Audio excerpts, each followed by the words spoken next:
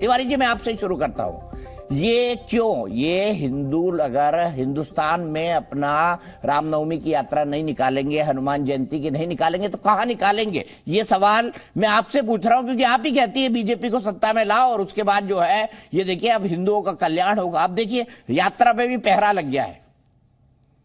जी दीपक जी, एक बात मैं ये कहना चाह रहा था कि ये आप बहुत 20 साल पहले 25 साल पहले भी चले जाइए तो कुछ स्थान है जो बहुत बदनाम थे। दंगे कहाँ होते था? जहाँ मुस्लिम आबादी ज्यादा थी। अलीगढ़ तो दंगे कहाँ हुए? तो अलीगढ़ में हुए। दंगे कहाँ हुए? मेरठ के उन मोहल्लों में हो जहाँ मुस्लिम आबादी ज्यादा है। दंगे कहाँ हुए? तो कानपुर के बेगम पुलिया में हुए। तो देश के उन मोहल्लों को छांट लीजिए जहां पर मुस्लिम आबादी ज्यादा थी, वहां पर दंगे तब भी होते थे और आज भी दंगे होते हैं। जैसे बार बार मैं कहता हूं कि जहां पर ये 4% 5% आबादी, कम आबादी की मुस्लिम मोहल्ले होते हैं, वहां बहुत शांत रहते हैं। जहां जो ही 15 से 20% से ऊपर ये आबादी बढ़ती है, वहां पर हिंदुओं के त्योहारों पर पहरा बिठाना शुरू हो जाता है। हिंदुओं के त्योहारों पर पत्थर फेंकने शुरू हो जाते हैं। और जहां 40% 50% की स्थिति है, तो पश्चिम बंगाल आप देख रहे हैं, मुख्यमंत्री उन्हीं की भाषा बोल रहे हैं। मुख्यमंत्री कह रहे हैं मुसलमानों को कुछ नहीं होना चाहिए, देख लेना। यानी जो अभिषेक बनर्जी हैं, उनके बयान को आपने देखा होगा। यहां तक कि पश्चिम बंगाल में हाई कोर्ट को जो कहना पड़ा है, वो सारे बयान आपके नजर में हैं। हिंदू खुबिया, ये 2 प्रकार के एजेंडा जैसे चला रहे हैं। यहाँ पर हिंदुओं पर पत्थर फेंकना, हिंदुओं के त्योहारों को प्रभावित करना, हिंदुओं की शादी बारातों को प्रभावित करना, हिंदू के गांवों को प्रभावित करना, हिंदू के उत्सवों को प्रभावित करना, और इस प्रकार की ये करते हैं। लेकिन जहां सरकार इन पर कड़ी कार्रवाई करती है तो ये कहते हैं कि मुसलमान पीड़ित है। यानी इन पर जो कार्रवाई हो रही है वो हिंदू समाज की ओर से नहीं हो रही है। इन पर जो कार्रवाई हो रही है वो हो रही है पुलिस के द्वारा, शासन के द्वारा, सरकार के द्वारा। और हिंदुओं पर जो प्रहार हो रहे हैं वो मुस्लिम समुदाय के द्वारा हो रहे हैं। तो ये 2 चीजें अलग अलग समझने की जरूरत है। यानी इन पर अगर कोई दंडात्मक कार्रवाई पुलिस करती है तो ये सरकार को बदनाम करते हैं, ये शासन को बदनाम करते हैं। और हिंदू अगर अपने बचाव के लिए खड़ा हो जाए तो हिंदुओं को बदनाम करते हैं। तो ये डबल स्टैंडर्ड स्ट्रेटजी पर ये काम कर रहे हैं। देश को बदनाम करने की भी कोशिश की जा रही है और हिंदुओं के व्रत त्योहार उत्सवों को प्रभावित करने की भी।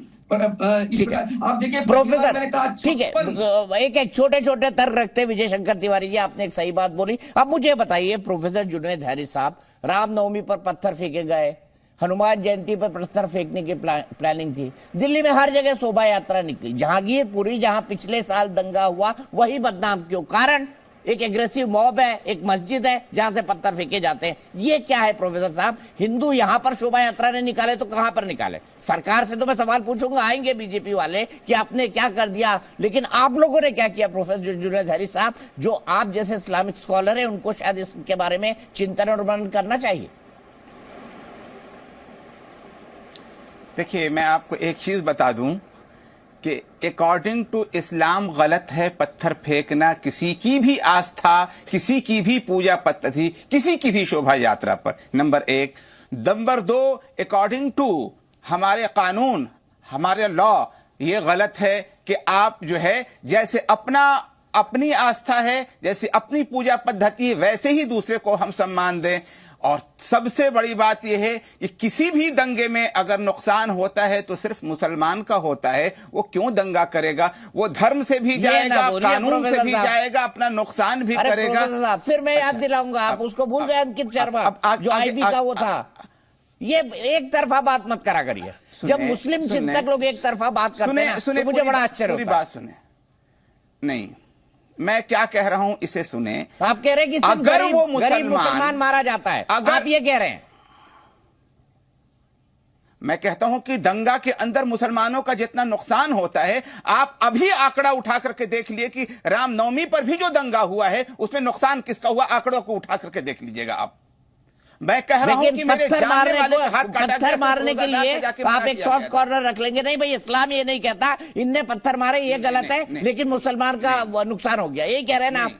अब आगे मैं आपको बता दूं, इस मुल्क के अंदर कानून को अपने हाथ में लेने की प्रथा कहां से आई? 1992 में बाबरी मस्जिद टूटी, कानून को अपने हाथ में लिया गया है। क्या मुसलमान ने लिया था या हिंदू ने लिया था? दूसरी बात, पूरी बात सुनिएगा जरूर। जामिया में गोली चली, मैं खुद जेपी हॉस्पिटल में मौजूद था और वहां पर गोली चलाने वाला बच्चा आया और इस तरह सम्मानजनक उसको लोग हाथों हाथ ले रहे थे। और किस बुनियाद पर उसको कानून ने मोहलत दी थी कि नहीं, उसका दिमागी तवाज़ुन ठीक नहीं था और वो छोटा बच्चा था, लेकिन अब वो नेता बना फिर रहा है। सवाल ये पैदा होता है कि जब तक हम सम्मान देते रहेंगे उग्रवादियों को, जब तक हम उन लोगों को जो लोग कि टेररिज्म फैलाते हैं उनको सम्मानित करते रहेंगे, यही होगा। मैं हिंदू और मुसलमान की बात नहीं कर रहा हूं। अगर हिंदू है तो गलत, अगर मुसलमान है तो गलत। लेकिन दो उदाहरण आपने वही दिए मुसलमानों पर अत्याचार के, प्रोफेसर जुनैद हारिस। रामनवमी पे जिनने पत्थर मारे वो क्या था, ये भी बता दीजिए ना प्रोफेसर साहब। मुझे बड़ा दुख इस बात से होता है कि जो इस्लामिक इंटेलेक्चुअल हैं वो इस गलत बात को लगातार बचाने की कोशिश करते हैं। आपको जामिया की गोली लगना ही याद आया, आपको ये याद नहीं आया कि उसके फलस्वरूप कितना बड़ा दंगा दिल्ली के अंदर हुआ और किन लोगों ने किया। जेल के अंदर है, सजा होने वाली है।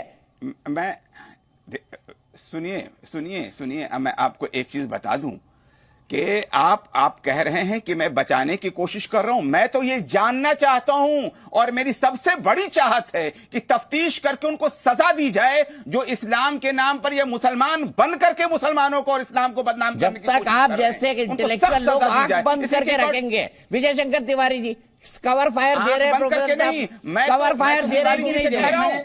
मैं तो जुनैद साहब जो बात कर रहे थे, मैं कह रहा हूं कि वास्तव में जितने दोषी, एक मिनट जुनैद साहब, जितने दोषी वो पत्थर फेंकने वाले हैं उतने ही दोषी पत्थर फेंकने वालों की वकालत करने वाले हैं। वो वकालत दो जगह पर हो रही है, टीवी मीडिया पर डिबेट में होती है और दूसरा कोर्ट में होती है।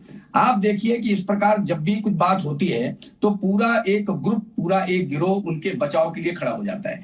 अगर ये लोग इनके बचाव में न खड़े हों और कहते हैं कि वो भी गलत है, अगर वो पत्थर फेंकते हैं तो गलत है और उनके बचाव में न खड़े हों तो पत्थर फेंकने वालों की बहुत तेजी से कमी आ जाएगी। एक बात ये देखिए, अब ये कहे थे कि बाबरी मस्जिद, मैं कहता हूं ये विषय जुनैद भाई उस समय खड़ा हो गया था जब बाबर ने श्री राम जन्मभूमि पर बने हुए भव्य मंदिर को तोड़ा था। ये उस समय शुरू हो गया था जब बाबा विश्वनाथ के मंदिर को औरंगजेब ने तोड़वाया था। ये उस समय शुरू हो गया था जब वृंदावन मथुरा में भगवान श्री कृष्ण जन्मभूमि को तोड़कर वहां पर एक मस्जिद बनाई गई। ये उस समय की बात है, 1992 की नहीं है। इसलिए मैं कहता हूं आप लोग अगर वकालत बंद कर देंगे तो ये दंगे बंद हो जाएंगी।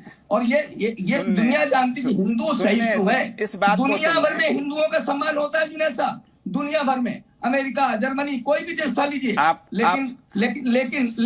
लेकिन प्रतिबंध किस पर लगते हैं? फ्रांस ने किस पर प्रतिबंध लगाया? जर्मनी किसको कोसता है? ऑस्ट्रेलिया किसकी बात कर रहा है? ब्रिटेन किसकी बात कर रहा है? अमेरिका में नंगा करके किसकी नंगा झोरी होती है? ये किसकी होती है? ये भी तो जवाब लेते हैं प्रोफेसर साहब, जवाब दीजिए। जी सुन लीजिए, आपको मैं बता दूं, क्या आप तुलसीदास से बड़े हिंदू हो गए जिन्होंने रामचरितमानस लिखा, जिन्होंने रामायण लिखा, लेकिन उन्होंने कभी भी इस इशू को नहीं उठाया?